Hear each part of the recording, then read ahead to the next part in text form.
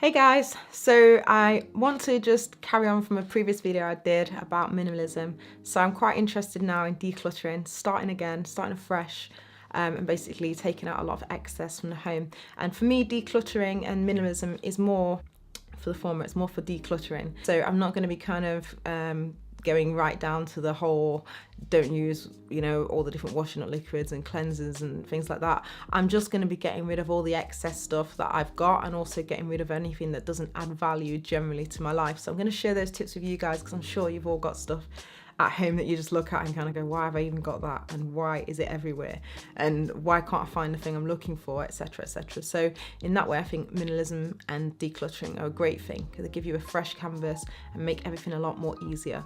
So the benefits are, I think, the fact that you feel more energized, you feel less confused or frustrated, and also you generally feel that you save money because you don't necessarily continue to get things that you don't want to have anymore. So it's a bit more efficient in that way as well. So the first thing I'd like to start off with is just telling you some of the things I'll no longer be buying unconsciously. I'll say unconsciously because it doesn't mean that I'll never buy them, but I'm just going to be a lot more considered when it comes to these situations. So 6 things that I'll no longer be buying, or buying without thinking. Sale items is number 1.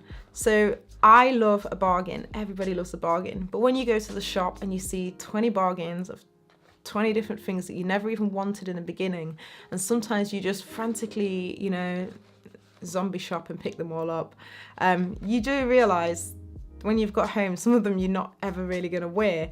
And it's such a shame because it means that not only have you bought something you don't necessarily like that much, but now you've got more stuff piled on the stuff that you do like. So it's really awkward. The other thing I don't like about buying discount things is that if you do decide you don't like them anymore, it's not always the case that you can return them and get your money back.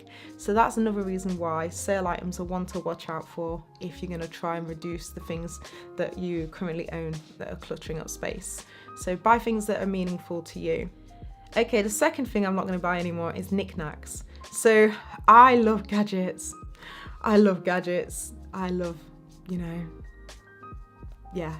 tech. But if it's tech, it's one thing. If it's like I bought my husband, before we got married, a little Yoda speaking toy thing. It was just like a Christmas thing, and I bought it him for Christmas, and you press the top of the Yoda and it just says things like "the force be with you" and all this type of geeky little funny comments. It was funny for 5 minutes. Now it's sat on the desk in our office and it's just in the way of the computer and the keyboard and everything.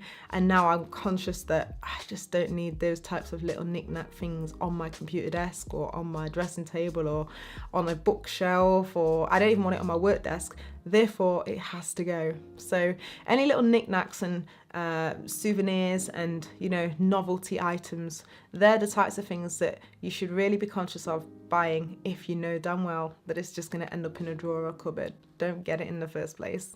Third thing that I'm going to not buy so much is duplicate items. So everybody likes to have a spare of things like bed linens. Now, I think it's great to have things that you can swap and change into, but 90% of the time, you're probably going to put the exact same style on or interchange it with a different one.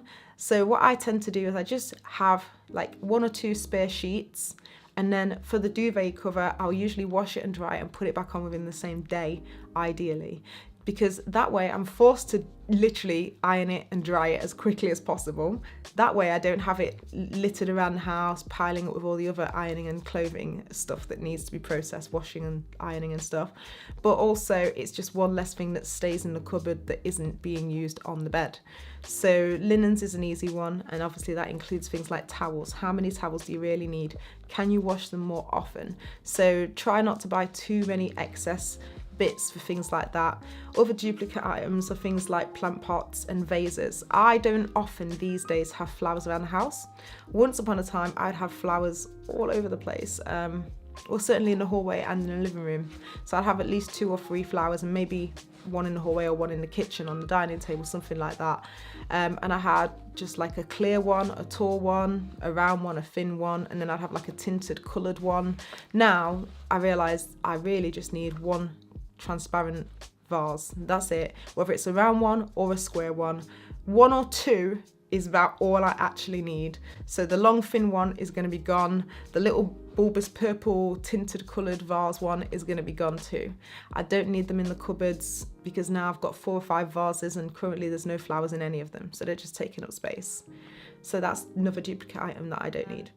Something really twee, potpourri. Who needs potpourri? I mean, come on, these days there's so many great room fresheners that you can buy and deodorizers and things you can buy. Everyone likes Yankee candles these days anyway. Now, I still am guilty. I have got potpourri in a packet somewhere and I have got a red bowl with potpourri in it in the living room. It's so gone. I don't need it anymore. It's just an extra thing that sits on the table gathering dust and dirt, and I really don't think it actually makes the room smell any nicer anymore anyway, and I don't want to change it to the next packet, so it is the first thing that's not going to be bought any longer in future. And the other thing I'm not going to buy anymore, the 5th thing, is magazines. Magazines I do like, and what I would say with that is I'm really gonna buy magazines. When I got married this year, obviously last year when I was planning the wedding, I was looking for outfits and inspiration and ideas and, you know, suppliers and resources and stuff, because a lot of magazines are essentially just catalogues of brands and, you know, styles and products. They really are, and that's what a lot of it is that you pay for, and I get that, you know, it's useful at times when you do want to buy stuff, but the internet has made everything so much more accessible and easy for us. We don't necessarily need to clutter the house up with a load of magazines.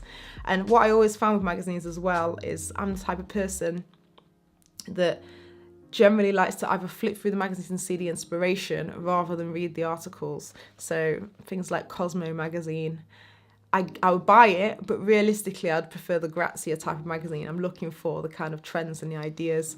So the £4.50 kind of Vogue magazines and the, you know, the Cosmo magazines and stuff, I tend to find I hardly very often sit and read through them all. If I want to read that information, I'm happy to go on the website and look for it at a time when I feel like that's the type of thing I want to do.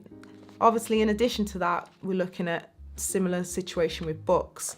Books are a great thing. They are helpful at times. I do love books and I do like to read, but I'm more of an Audible type person. So, you know, I like audio books, and audible.co.uk, fantastic website.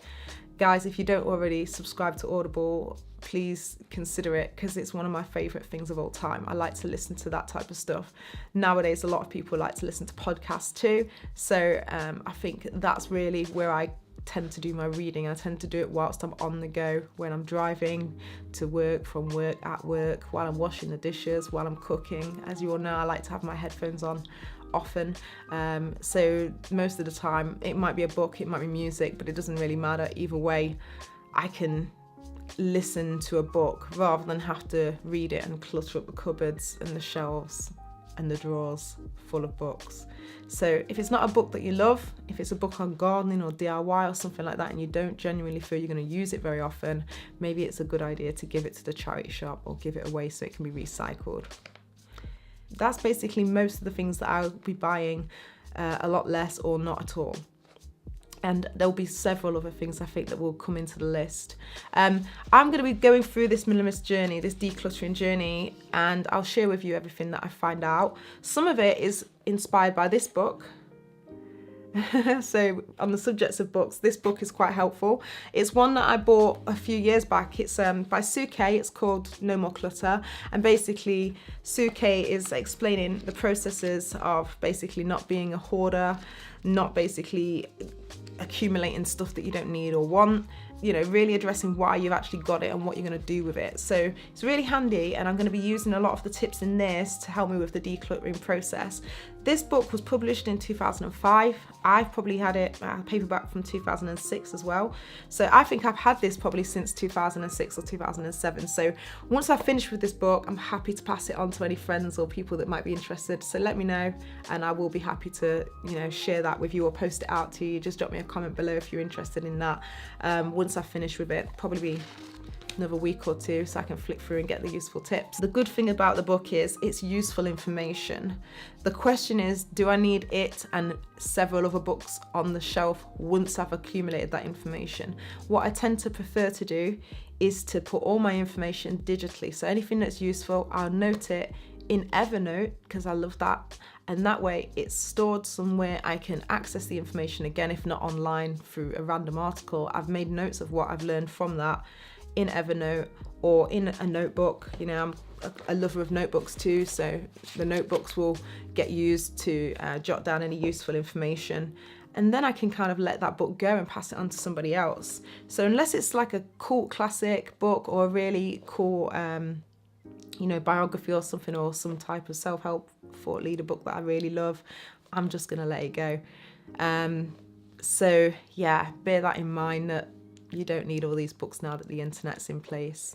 And yeah, thank you so much guys for listening. And if you've got any more tips for me, or if you'd like any more tips on this subject, please do comment below and let me know. Thank you. Bye.